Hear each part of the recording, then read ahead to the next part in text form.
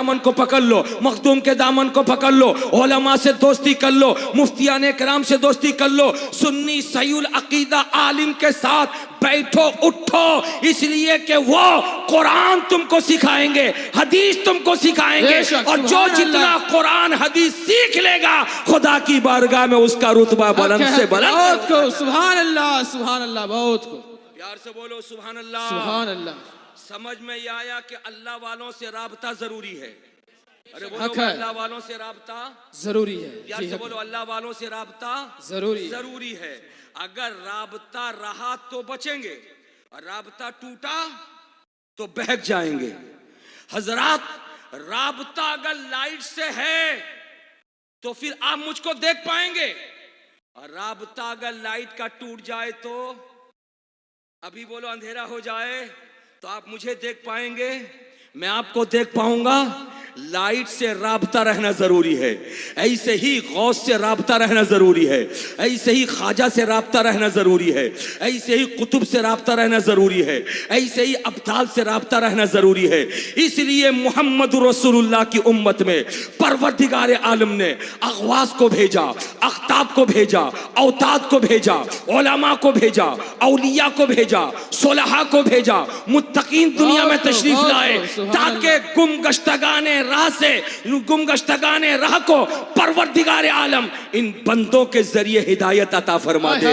इसीलिए आला हजरत अजीमुल बरकत मुजद्दिद मिल्लत कलम उठा के तहरीर फरमाते हैं, तेरे गुलामों का नक्शे कदम है राहे वफा, क्या बहक सके जो ये सुराग लेके। नारे तकबीर, नारे रिसालत, हजरत अल्लामा मौलाना सखावत हुसैन बरकती साहब, नारे तकबीर। अब मैं आपसे एक बात पूछना चाहता हूँ, ये हमारे मौजिन साहब बैठे हैं, क्या नाम है आपका? मौलवी अजमत हुसैन, यही नाम है आपका? हाफिज अजमत हुसैन, अरे बोलो भाई, इनका नाम क्या है? हाफिज अजमत हुसैन। ये गए मिल्की बाजार में एक मोबाइल लेने के लिए, अल्लामा सज्जाद साहब इमाम है, ये मौजिन है, कहा हजरत चलिए एक मोबाइल लेना है। एक मोबाइल की दुकान पे दाखिल हुए, दुकानदार ने मोबाइल दिखाया, इन्होंने देखा बहुत खूबसूरत है, दाम कितना है? का 6527 रुपया जी। लेकर के गए थे 8000 रुपया, और दाम है 6527 रुपया। अपने टारगेट के अंदर है कि नहीं है? अरे बोलो ना भाई। जी जी, अपने टारगेट के अंदर है ना? उलटा पलटा देखा, पसंद आ गया, इमाम साहब ने भी कहा ले लो, लेकिन जैसे इमाम साहब ने कहा ले लो, वैसे ही इन्होंने गौर किया, और गौर करने के बाद कहा कि नहीं मैं ये मोबाइल नहीं लूंगा। अरे क्या हो गया तुम्हें, काहे नहीं ले रहे हो? कहा नहीं मुझको वो मोबाइल चाहिए जिसमें टार्च हो।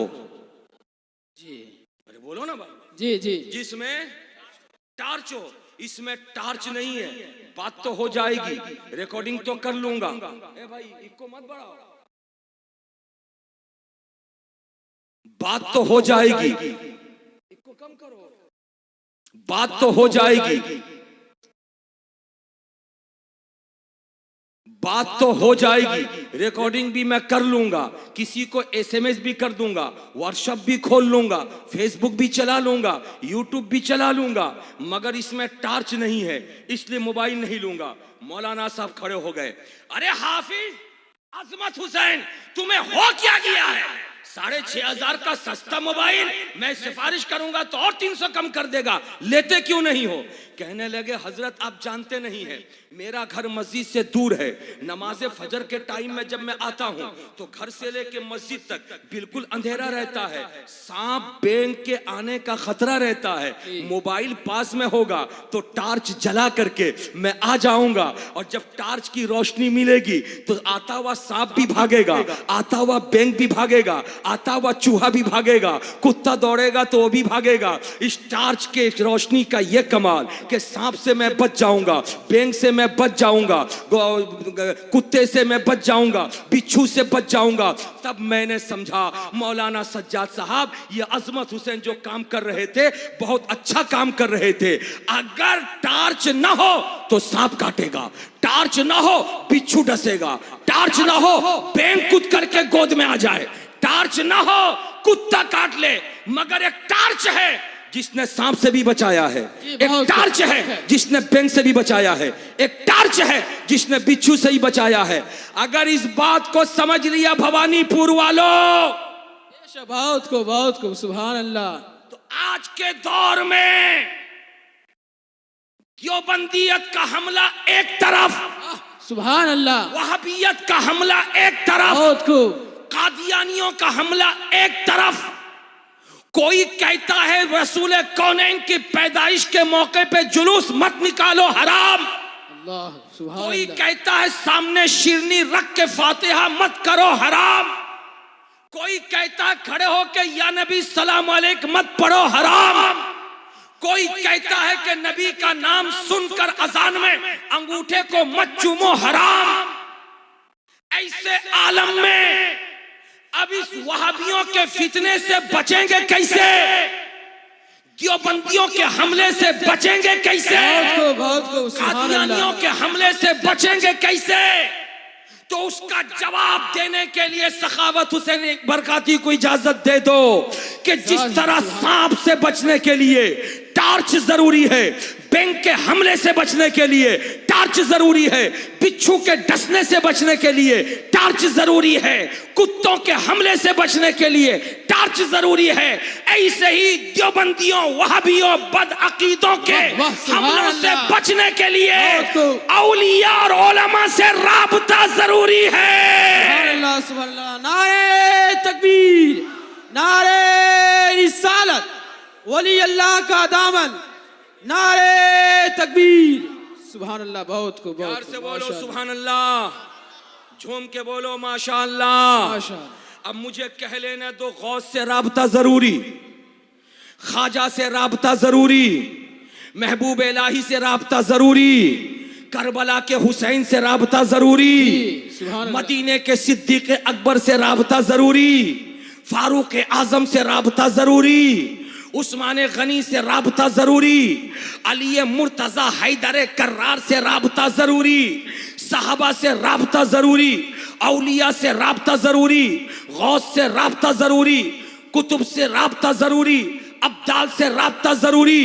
इन माओं के लिए बीबी फातिमा ज़हरा से राबता जरूरी, बीबी राबिया बसरिया से राबता जरूरी, गौसे पाक की अम्मा से राबता जरूरी, ख्वाजा गरीब नवाज की बेटी हाफिजा जमाल से राबता जरूरी।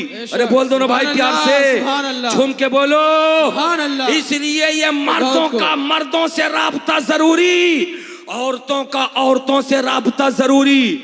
लेकिन आप कहेंगे कि राबता कैसे करें? गौस तो बगदाद में है, हम भारत में, हम राबता कैसे करें?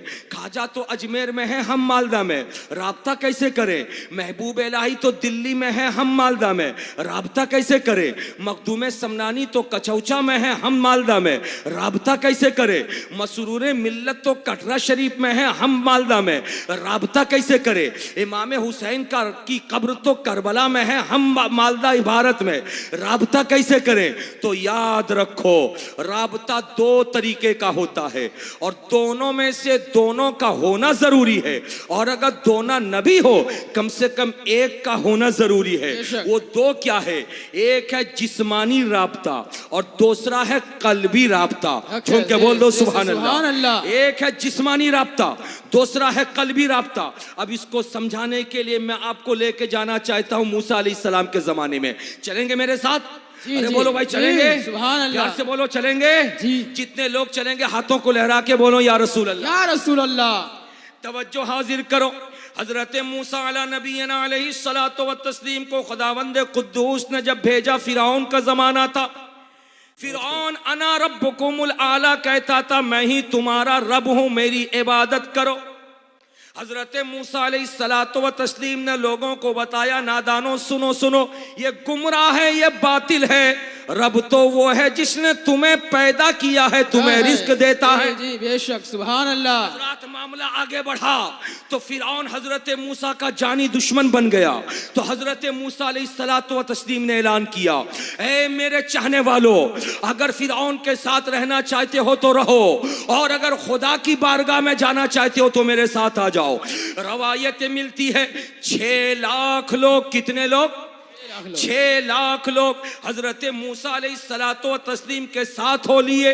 ये काफिला निकल पड़ा। पीछे से फिरौन को जब खबर मिली कि मूसा कुछ लोगों को लेके निकल गए, तो फिरौन अपनी टीम को तैयार किया और हजरत मूसा का पीछा किया। आगे आगे मूसा है 6 लाख लोगों को लेके, पीछे पीछे फिरौन है अपनी पूरी टीम को लेकर, पूरी जमात को लेकर के, लाखों लोगों को लेकर के पीछा कर रहा है। एक जगह ऐसी आई कि जहां पे दाएं भी रास्ता नहीं, बाएं भी रास्ता नहीं और सामने में दरिया है। हजरत मूसा रुक गए। रुक करके अर्ज किया, परवरदिगार अब तेरा ये नबी जाए तो किधर जाए? 6 लाख लोगों को लेके चला हूं, दाएं जाऊं बाएं जाऊं रास्ता नहीं है, सामने दरिया है। जवाब मिला, मूसा घबराने की जरूरत नहीं, तुम्हारे हाथ में लाठी है, लाठी जिसको असा कहते हैं, हाँ परवरदिगार है, उसी लाठी को पानी पे मारो। जैसे खुदा का हुक्म पाया तो हजरत मूसा ने उठाया असा को। उस दरिया का नाम दरिया कुलजुम था।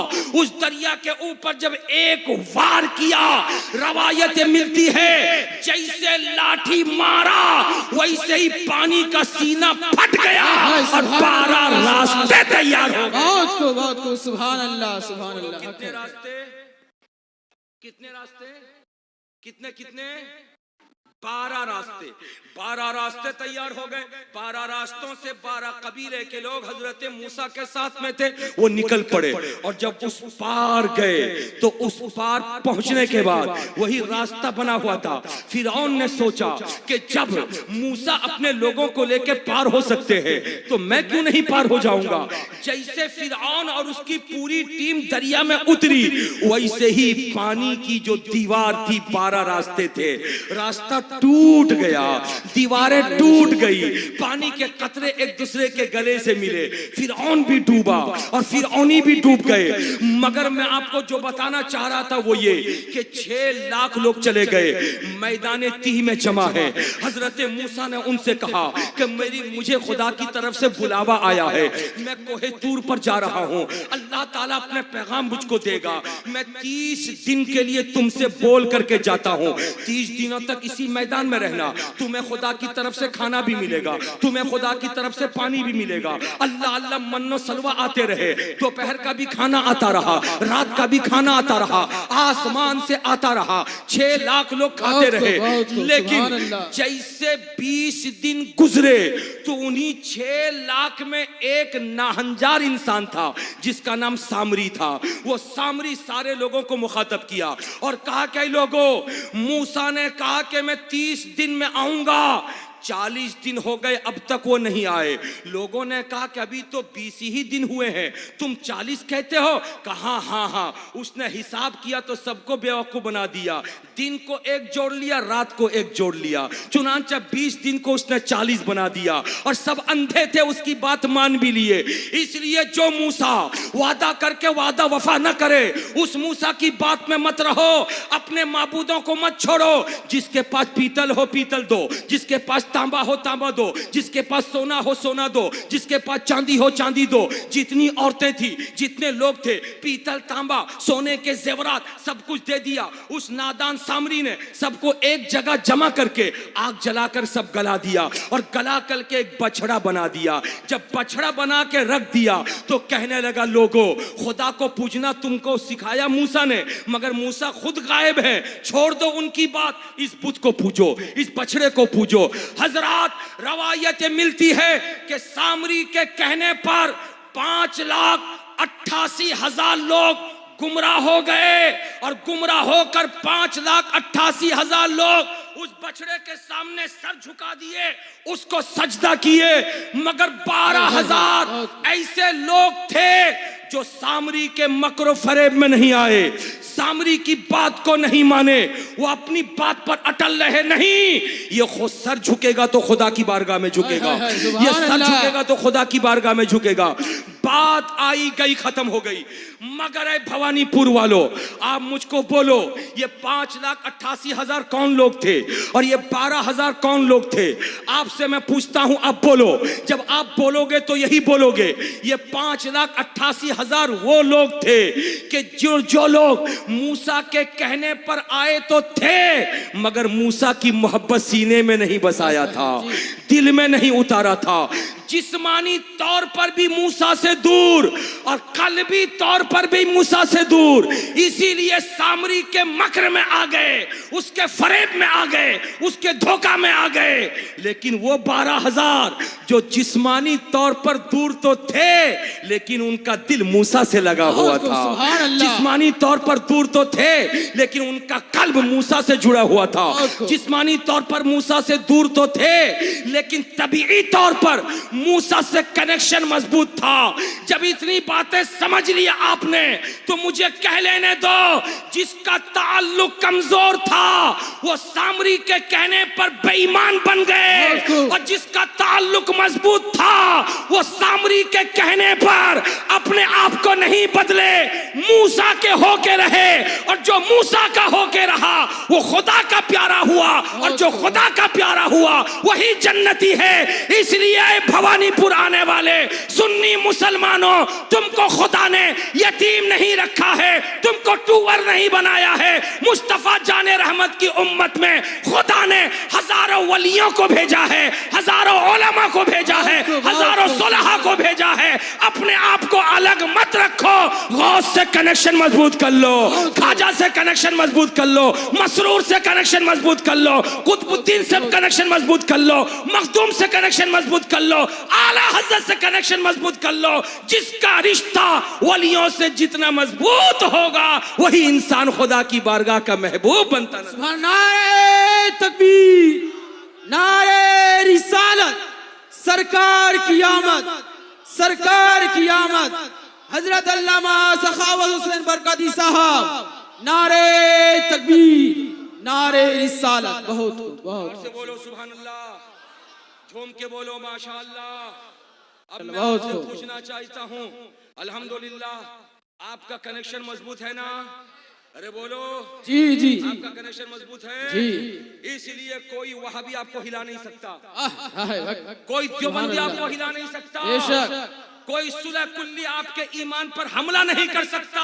बेशक हक है कि आप अकेले नहीं है, फैजान गौस आपके साथ है, फैजान ख्वाजा आपके साथ है, फैजान हुसैन आपके साथ है, फैजान सिद्दीक आपके साथ है, फैजान फारूक आपके साथ है, फैजान अली आपके साथ है, फैजान उस्मान आपके साथ है। और सबसे बड़ी बात तो यह है कि मुस्तफा जाने रहमत ने आपको और हमें अपनी उम्मत में शामिल फरमा करके खुदा की बारगाह में हमारी मकबूलियत की दुआ फरमा। बहुत खूब, सुभान अल्लाह, सुभान अल्लाह। हज में इश्क़े रुखे शह का दाग लेके चले, अंधेरी रात सुनी थी चराग लेके चले, तेरे गुलामों का नक्शे कदम है राहे वफा, वो क्या बहक सके जो ये सुराग लेके चले। बहुत खूब हक है, सुभान अल्लाह, सुभान अल्लाह। बात मेरी समझ में आई आपको? अब मैं आपसे एक बात पूछना चाहता हूँ। दो बातें देख ली आपने, एक जिस्मानी और एक कल्बी, है ना भाई? जिस्मानी और कल्बी। ऐसे ही हमारी जिंदगी में भी दो चीजें हैं, एक ईमानी, दूसरा अमली। अरे बोलो भाई। बेशक जी। एक ईमानी, दूसरा अमली। ईमान छुप के रहने वाली चीज है जी, और अमल जाहिर में देखी जाने वाली चीज। अरे बोलो ना जी। ईमान, बोलो भाई बोलो। ईमान छुप के रहने वाली चीज है दिल के अंदर, और अमल दिखाने वाली चीज है ना भैया? कोई नमाज पढ़ रहा हो, दूसरों को नजर आएगा कि नहीं? बोलिए। कोई हज करने के लिए तवाफ कर रहा हो, तो दूसरों को नजर आएगा कि नहीं आएगा? अरे बोलो ना भाई। जी जी।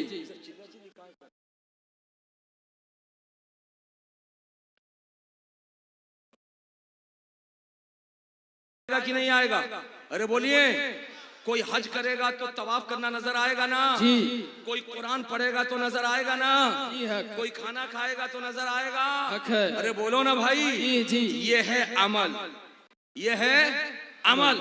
और इंसान की पहचान दो तरीके से होती है, एक ईमानी पहचान, दूसरा अमली पहचान। तो आप तो बुजुर्गाने दीन से राब्ता करके ईमान को मजबूत कर लिए, लेकिन अब अमल को भी मजबूत करना जरूरी हुआ या नहीं हुआ? अरे बोलो जी। अमल को मजबूत बनाना जरूरी है कि नहीं?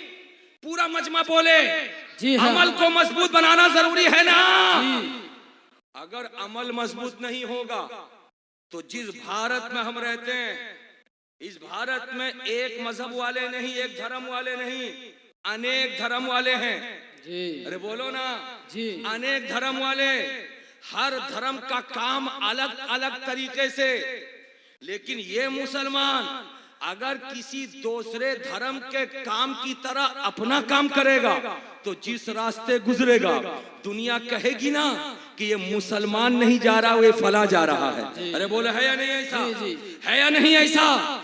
इसलिए मुझे कह लेने दो, अब जरूरी हो गया सुन्नियों के बुजुर्गाने दीन के दामन को थाम लेने का मतलब उन्होंने जो अमल सिखाया उस अमल को सामने रखना जरूरी।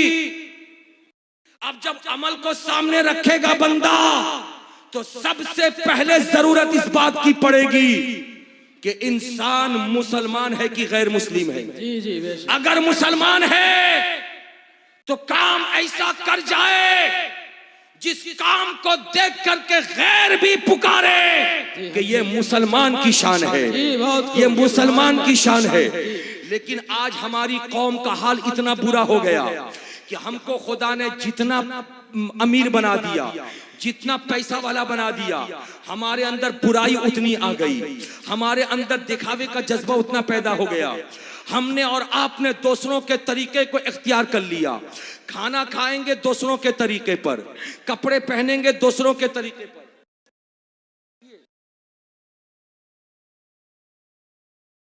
चाबी दीजिए वहां।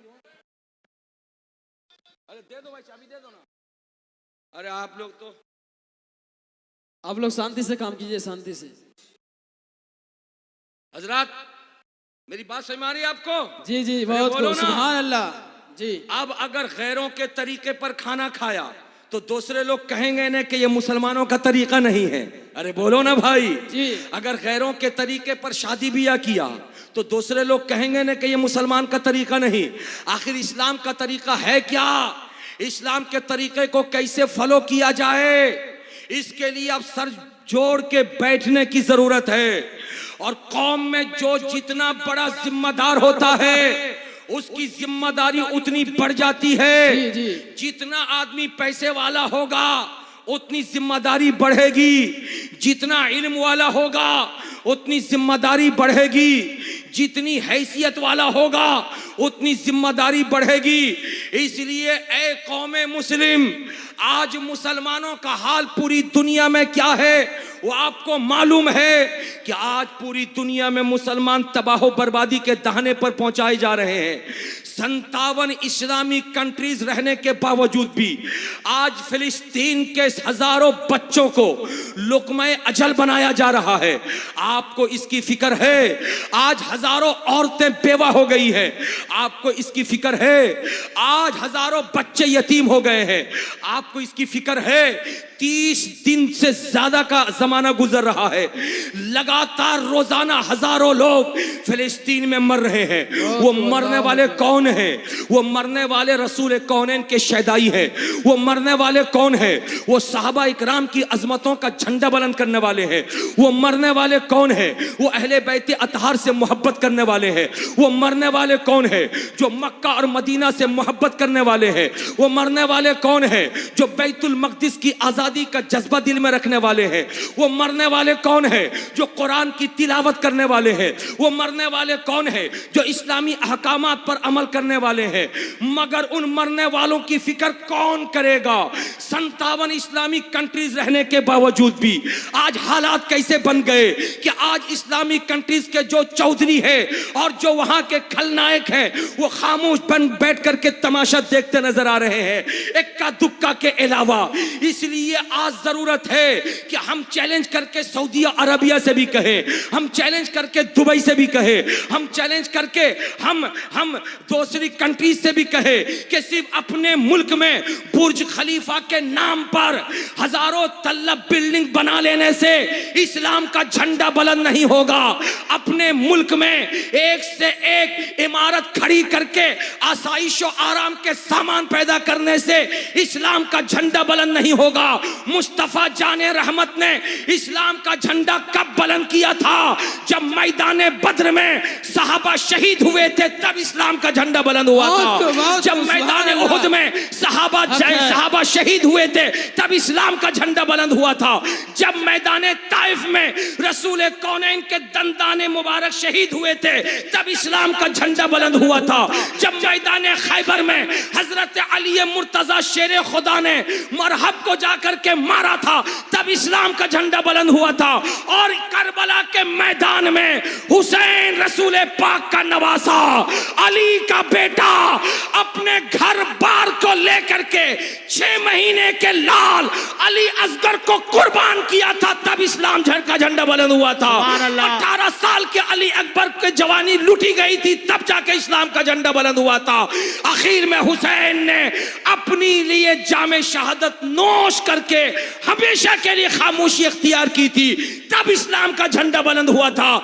इसलिए मुसलमानों, आज के दौर में उन रईसों को छोड़ो। इस्लाम गरीबी में आया, गरीबी में खत्म होगा। तुम्हारे पास कोयत वालों की तरह पैसा नहीं, तुम्हारे पास शारजा वालों की तरह पैसा नहीं, तुम्हारे पास अरब सऊदी अरब वालों की तरह पैसा नहीं, मगर तुम्हारा ईमान मजबूत है, तुम्हारा ईकान मजबूत है।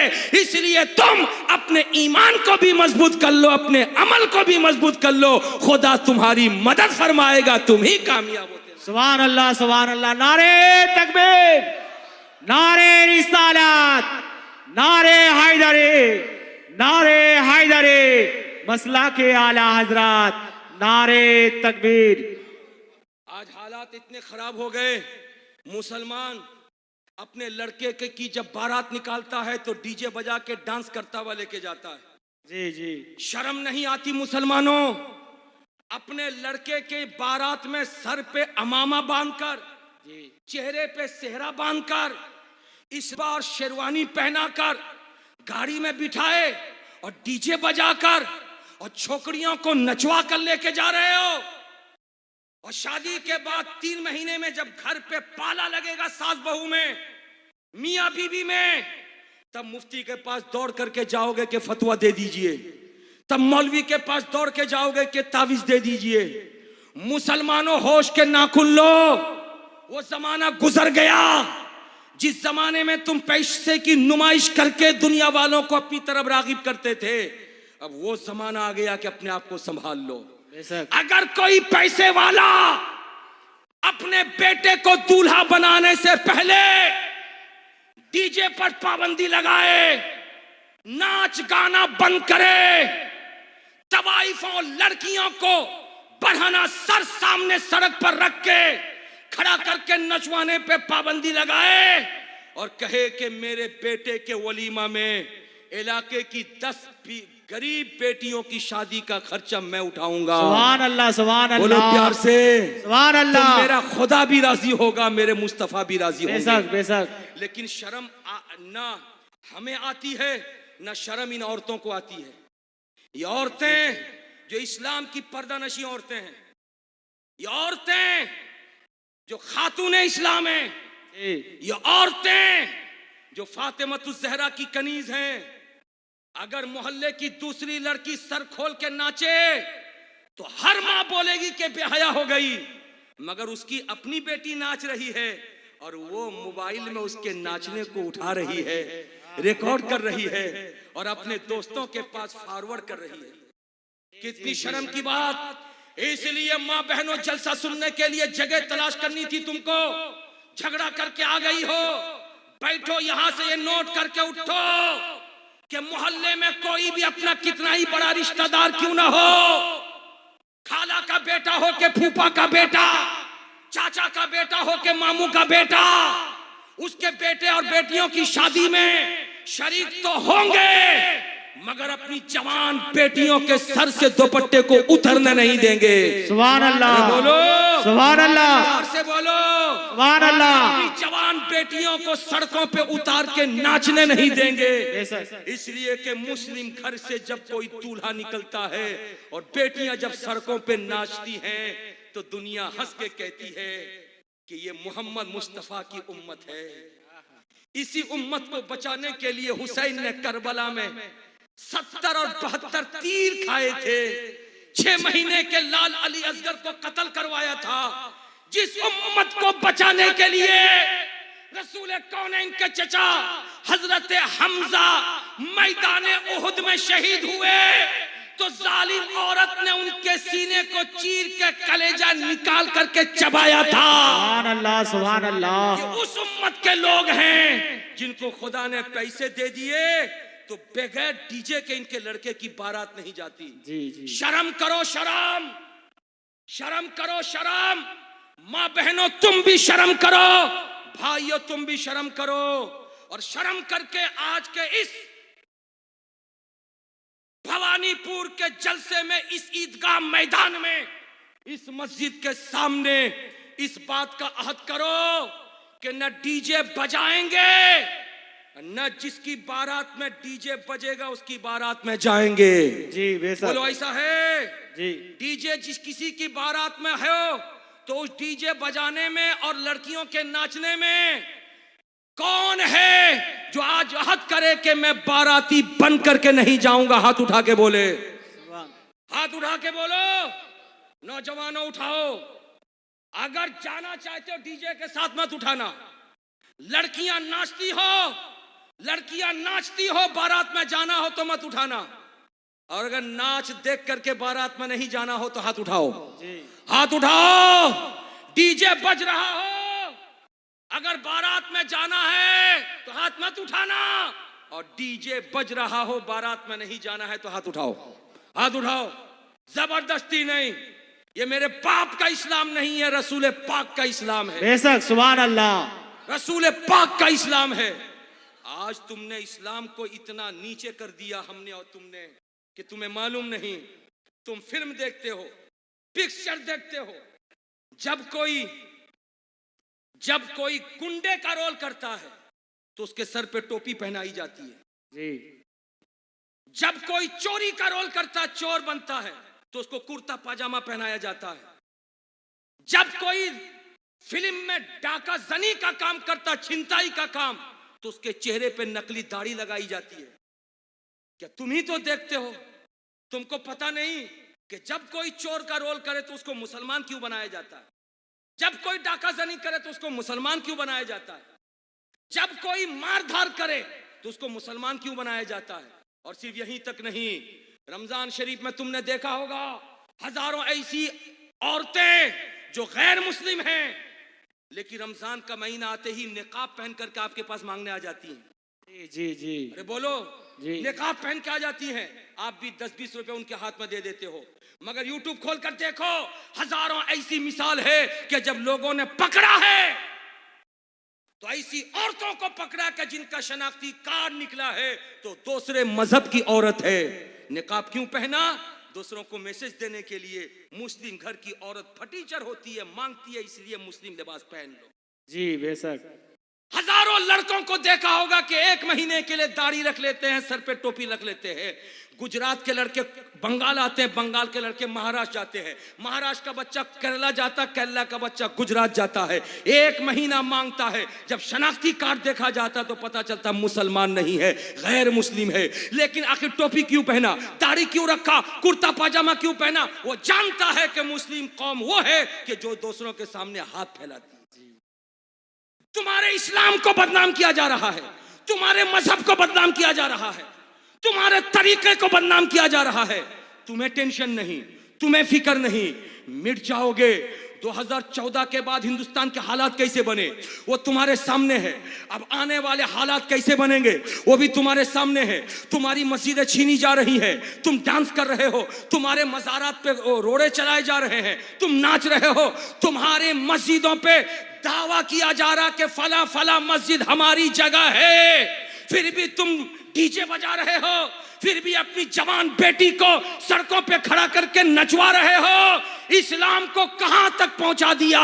खुदारा ये दिल की बात थी, पूरा मत मानना, ये सिर्फ तुम्हारा मामला नहीं, आज पूरे भारत में यही हाल हो गया है। सखावत हुसैन बरकाती जहां जाता है कौम को एक मैसेज देता है, ऐ मुसलमानों अपने आप को सच्चा मोमिन बना लो, अपने आप को पक्का मुसलमान बना लो। जब मुसलमान बन जाओगे तो मोमिन बन जाओगे तो खुदा की तरफ से मदद आएगी, और जब खुदा की तरफ से मदद आएगी तो परवरदिगारे आलम के तुम नेक बंदों में शुमार कर लिए। सुभान अल्लाह, सुभान अल्लाह।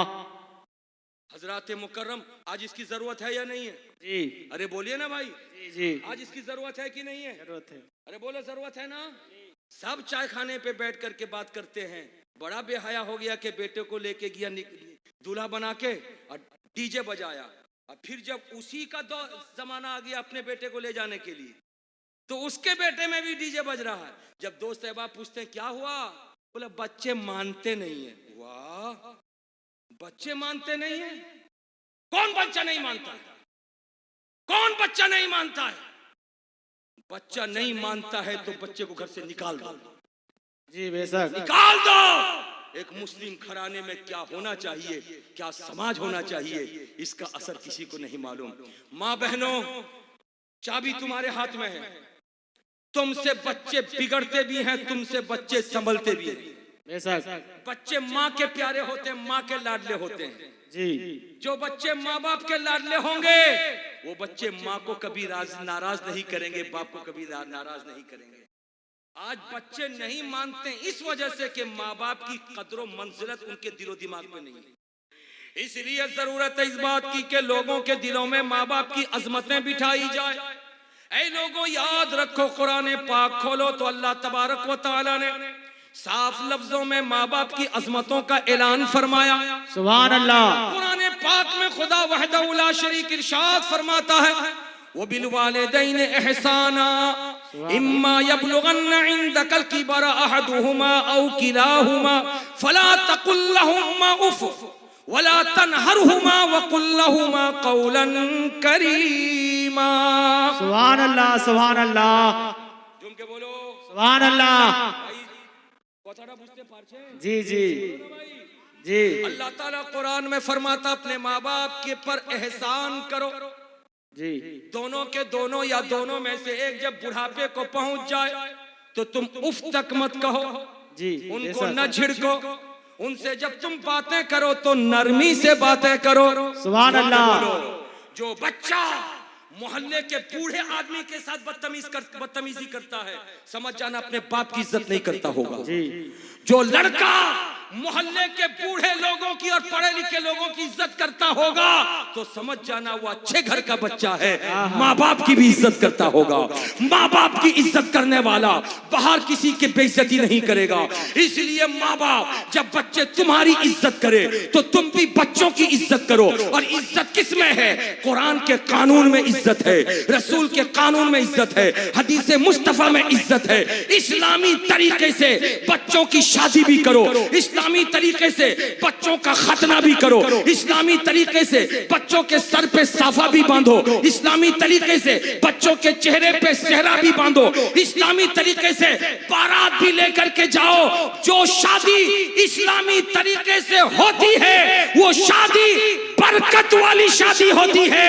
दुल्हन के आने से पहले घर में बरकत नहीं थी, लेकिन इस्लामी तरीके से जब कोई दुल्हन घर आ जाती है तो खाली नहीं आती, बरकतों का खजाना लेके। सुभान अल्लाह, सुभान अल्लाह। यही वजह है कि सरकार सैयदी आला हजरत ने फतावा रज़विया के पहले जिल्द में लिखा, ऐ लोगों, शादी के दिन जब तुम्हारी बहू घर आए तो अचानक घर में दाखिल मत कर देना, उसके दोनों पांव को धो देना।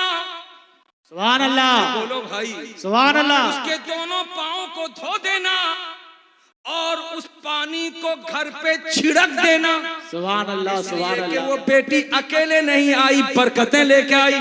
सुभान बोलो अल्लाह, ना भाई, सुभान अल्लाह, से बोलो। सुभान अल्लाह। और जो लड़की अपने कुंवारेपन में मोहल्ले के हर लड़के की बारात में नाची होगी तो पाँव में बरकत कहाँ? जी, अरे बोलो ना जी, अरे बोलो ना। जो डांस की होगी पाँव में बरकत कहां, पाँव में बरकत कहां। जो इतराती होगी, अरे फला की बिटिया को बुला लेना, वो अच्छा नाचती है। और वो जब नाचने जाएगी तो मोबाइल दूसरे को पकड़ा के जाएगी तो वीडियो बना लेना, और कॉलेज के लड़कों को दिखाएगी, देखो मैं नाची हूं। अब ऐसी लड़की जब दुल्हन बन के आएगी तो रहमत लेके आएगी या जहमत? जहमत। अरे बोलो, जहमत लेकर आए। ससुर के लिए जहमत, सास के लिए जहमत, शौहर के लिए जहमत, नंद के लिए जहमत, देवर के लिए जहमत, पूरे घर के लिए जहमत। इसलिए रसूल कौनैन ने बेटियों से प्यार किया, बेटियों से। बेशक, सुभान अल्लाह। झूम के बोलो, किससे? सुभान अल्लाह। बेटियों से। बेटियों से प्यार करके रसूल कौनैन ने फरमाया, बेटा भी रहमत है, बेटी भी रहमत, मगर ऐ लोगों, बेटा छोटी रहमत है और बेटी बड़ी रहमत है। सुभान अल्लाह, सुभान अल्लाह। बेटी बड़ी रहमत है तो अपनी बेटी को बचाओ, बचाओ, बचाओ। किसी का खत ना हो, बेटी को भेज के मत नचवाना। किसी की शादी हो, बेटी को भेज के मत नचवाना। और अगर उसके घर में डीजे बजे तो हरगिज उसकी दावत में मत जाना। जब एक जगह पे ये काम हो जाएगा तो इंशाअल्लाह ताला पूरे माहौल में, पूरे मोहल्ले में अच्छा कायम हो जाएगा। सुभान अल्लाह, सुभान अल्लाह। बात समझ में आ रही है? जी जी। इन औरतों को कोई मामूली मत समझने। तुम्हारी बीवियां हैं ना, तुम्हारी माएँ हैं, तुम्हारी बीवियां हैं। अल्लाह ताला मर्दों को जो इज्जत देता है, रिस्क देता है और जो बरकत देता है, ये सिर्फ मर्द का अपना कमाल नहीं होता, घर की औरत का भी कमाल होता है। तवज्जो हाजिर करो। अल्लाह वाले थे, वो अल्लाह वाले 5 वक्त की नमाज पाबंदी से भी पढ़ते थे, तहज्जुद भी पढ़ते थे। सुभान अल्लाह। वो अल्लाह वाले क्या करते थे बाबू? 5 वक्त की नमाज 5 वक्त की नमाज भी पढ़ते थे और तहज्जुद भी पढ़ते थे। वो बुजुर्ग थे, उनकी बीवी सिर्फ नमाज पढ़ती थी, तहज्जुद नहीं पढ़ती थी। एक दिन अपनी बीवी से कहने लगे, कहे मेरे शौहर नामदार, प्यार से बोले सुभान अल्लाह। सुभान अल्लाह। 15 मिनट टाइम আছে আপনার কাছে? আছে আছে। बोलो भाई 15 मिनट टाइम আছে? আছে। सुन लो 15 मिनट। जी। वो अल्लाह वाले नमाज भी पढ़ते थे, तहज्जुद भी पढ़ते थे, मगर बीवी अरे बोलिए, सिर्फ 5 वक्त नमाज पढ़ती थी, तहज्जुद नहीं पढ़ती थी। अरे बोले तहज्जुद नहीं पढ़ती थी। शौहर ने बीवी से कहा, अरे 5 वक्त नमाज तो पढ़ती हो, तहज्जुद भी पढ़ लिया करो, तहज्जुद भी पढ़ लिया करो। बीवी को लगा कलेजे में, हुक्म तो अच्छा है, मगर मैं घर बार का काम इतना करती हूं कि 5 बच्चों की खिदमत, बर्तन धोना, झाड़ू पोछा लगाना, 5 बच्चों के कपड़े धोना, उनके लिए खाना तैयार करना, खा लेने के बाद बर्तन धोना, ये सब कुछ काम करने के बाद भी थक जाती हूँ। कम से कम 5 वक्त नमाज तो पढ़ लेती हूँ जी, लेकिन ये खुद घर में आते हैं, खाते हैं, खा करके चले गए, बर्तन में धोऊंगी, बिस्तर बिछाऊंगी, मैं आके सोएंगे। इनकी नींद पूरी हो जाती है, मुझको ताना देते हैं कि 5 वक्त पढ़ती हो तो तहज्जुद क्यों नहीं पढ़ती हो। उस बीवी को के कलेजे को लगा, बीवी ने कुछ करना चाहा, क्या किया सुनो। दूसरे दिन शौहर नामदार अपनी बीवी से कहने लगे, आज गजब हो गया, आज तहज्जुद की नमाज मेरी छूट जाती, क्या कहूं, रोजाना वक्त से मैं उठ जाता था, आज उठने में देर हो गई, आज अजीब गरीब था, गरीब मामला था, आज मेरी नमाज चली जाती, लेकिन मेरी आंख आखिरी वक्त में खुली तो मैंने नमाज पढ़ लिया। बीवी ने मुस्कुराया और मुस्कुरा के कौन सा जवाब दिया था, जवाब सुनो। वो जवाब देने लगी, मेरे शौहर नामदार, आप क्या समझते हैं कि रोजाना जो आप नमाज पढ़ते हैं 5 वक्त और तहज्जुद पढ़ते हैं, आपके वक्त में जो बरकत अत होती है, आपकी नींद जो पूरी हो जाती है, आपकी थकावट जो दूर हो जाती है, वो सिर्फ आपका अपना कमाल है? नहीं नहीं, अल्लाह गवाह है, मैं आपकी नेक बीवी हूँ। रोजाना जो खाना बनाती हूँ, वजू बना करके खाना बनाती हूँ, बावजू खाना बनाने का नतीजा है जो खाना आपके हलक के नीचे उतरता है वो बरकत वाला लुकमा उतरता है, और जब बरकत वाला उतरता है उससे आपकी नींद भी पूरी होती है, वक्त में भी बरकत मिलती है, तहज्जुद में भी उठ जाते हैं, 5 वक्त की नमाज भी पढ़ लेते हैं। मगर कल आपने जब मुझको ताना दिया था और कहा था कि 5 वक्त तो पढ़ लेती हो, तहज्जुद क्यों नहीं पढ़ती हो, तो मैंने कल बगैर वजू के खाना बना दिया था। यही वजह है कि बगैर वजू का खाना जब आपके हलक के अंदर गया है तो आपको सुला दिया है और आपकी तहज्जुद की नमाज छूटते छूटते रहे। नारे तकबीर, नारे रिसालत, नारे हैदरी, मसला के आला हजरत, नारे तकबीर। माँ बहनों की मिजाज ले लो, मिजाज। अपना वक्त मोबाइल को पेरने में गुजारती हो, बंगला सीरियल से ज्यादा अच्छा पाकिस्तानी सीरियल उसको देखने में गुजारती हो। अपना वक्त बैठ करके गपशप करने में गुजारती हो, फिर सोचती हो मेरा बेटा नालायक क्यों, मेरा शौहर नालायक क्यों। तुम्हारे हाथ में कंट्रोल है। अगर तुम घर के माहौल को इस्लामी माहौल बनाओगी, खुद नमाज की पाबंदी करके बावजू खाना बनाओगी, तो इंशाअल्लाह ताला तुम्हारे बच्चे भी लायक बनेंगे, तुम्हारे शौहर भी नमाजी बनेंगे, तुम्हारे घर में खैर बरकत भी नाजिल होगा। इसीलिए मैं कहना यह चाहता हूँ, इस्लामी काम को अपना लो, इस्लामी तहजीब को अपना लो। अगर ये बात आपको समझ में आ गई है तो चलो चलो मैं आपको बताता हुआ गुजरूं। अब आप कहेंगे कि शौहर है, बाहर से काम काज करके आता है, बीवी घर में काम करती है, तो खाना बनाई तो क्या हुआ, बर्तन धोई तो क्या हुआ, बिस्तर बिछाई तो क्या हुआ, उसका ये काम है, काम कर ली तो क्या हुआ।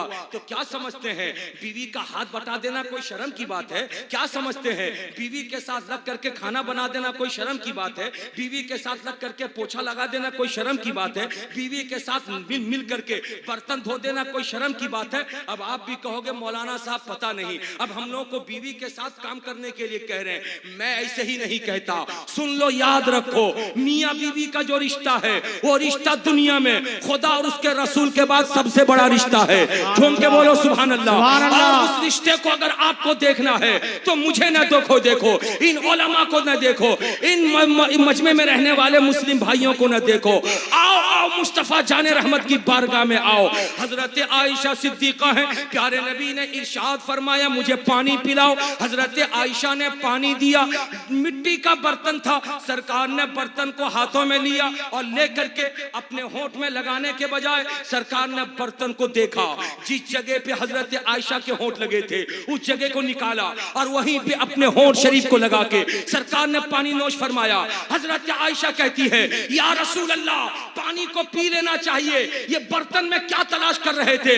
नबी का इरशाद सुनो, इरशाद फरमाते हैं मुस्तफा, ऐ मेरी प्यारी बीवी, मैं उस जगह को ढूंढ रहा था जिस जगह पे तुम्हारे लब लगे थे, मैं वहीं पे अपने लब को लगा के पानी पीऊंगा। इससे फायदा क्या है? रसूलुल्लाह फरमाते हैं कि जब मियां बीवी का लुआब एक जगह पे मिलेगा तो मोहब्बत में इजाफा होगा, प्यार में इजाफा होगा। आज दुनिया कहेगी ये जोरू का गुलाम बन गया के साथ में रोटी सेक रहा है, ये जोरू का गुलाम बन गया है जो साथ में बर्तन धो रहा है, ये जोरू का गुलाम बन गया है जो घर में पोछा लगा रहा है, ये जोरू का गुलाम बन गया है जो साथ में कपड़े धो रहा है।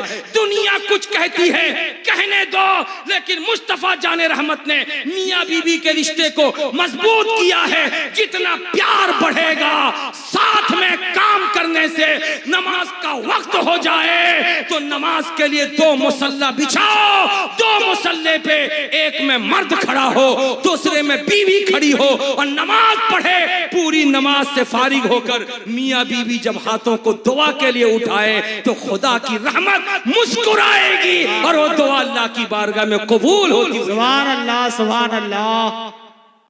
मेरे बुजुर्गों और दोस्तों, ये है इस्लाम।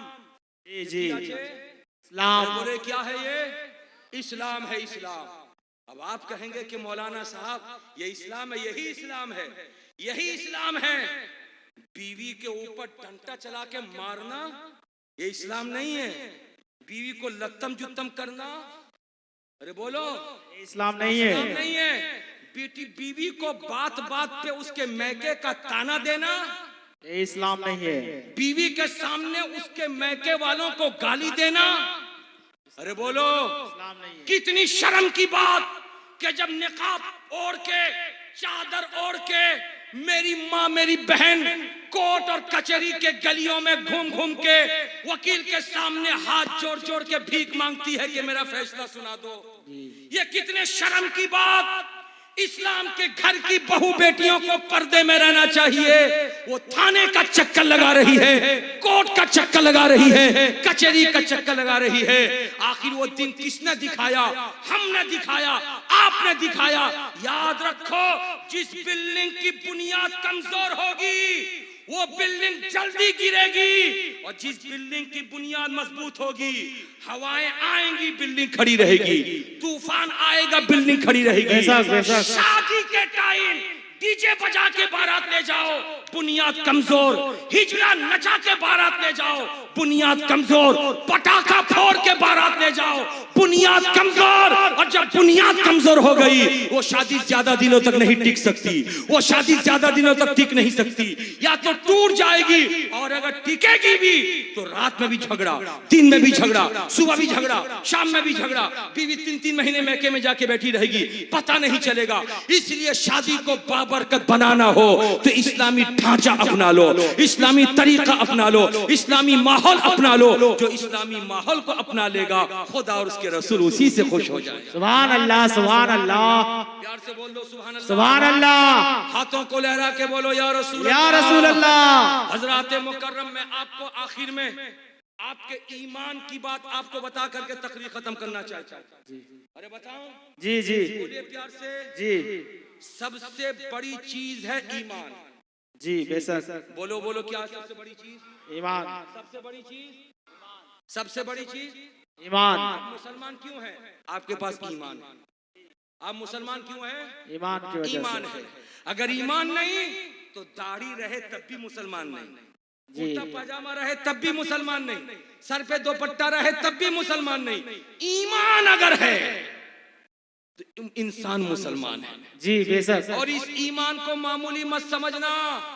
आइए मैं आपको सरकार गौसे आजम की जिंदगी का हवाला देके बहुत शॉर्ट में गुफ्तगू खत्म करना चाहता हूँ। प्यार से बोल दिए सुभान अल्लाह, सुभान अल्लाह। आपने ये बार बार सुना होगा, सरकार गौसे पाक रजी अल्लाह ताला अन्हु अपनी दरसगाह में अपने बच्चों के सामने, तलबा के सामने पढ़ा रहे।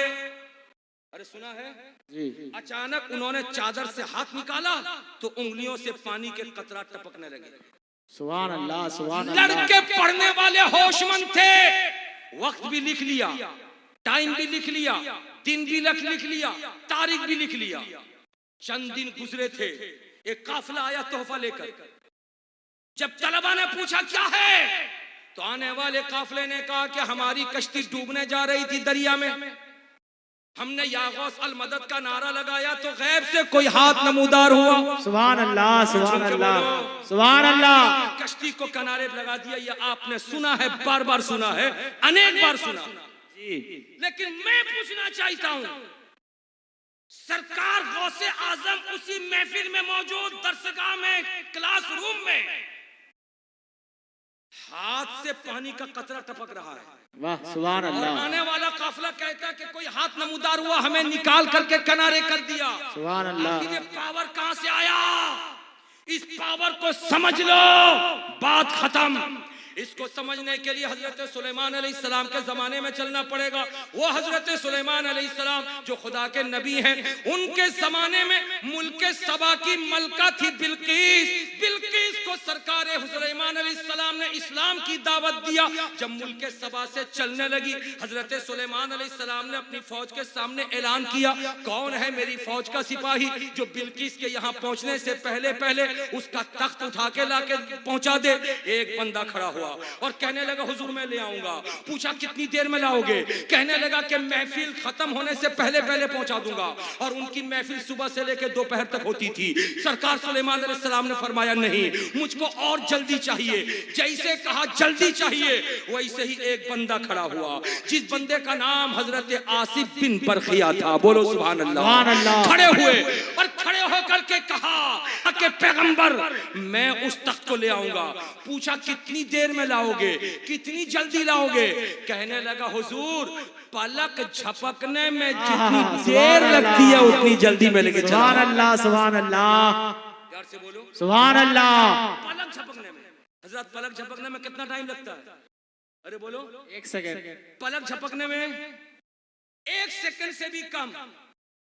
हजारों मील की दूरी पे तख्त, ये कहता पलक झपकने में जितना टाइम लगता है उससे पहले ले आऊंगा। अभी कहा और कहते ही तख्त हाजिर। सुभान अल्लाह। अब इन उलमा से पूछो आखिर आसिफ बिन बरखिया कौन थे? आसिफ बिन बरखिया हजरत सुलेमान अलैहिस्सलाम की उम्मत के वली थे। सुभान अल्लाह। उनको इतना पावर कैसे मिल गया कि पलक झपकने में जितना टाइम लगता उससे भी कम टाइम में तख्ता लाके पहुंचा दिए? तो किताब कुरान पाक में इस सिलसिले में बयान आता है कि उनके पास कुछ था। क्या था?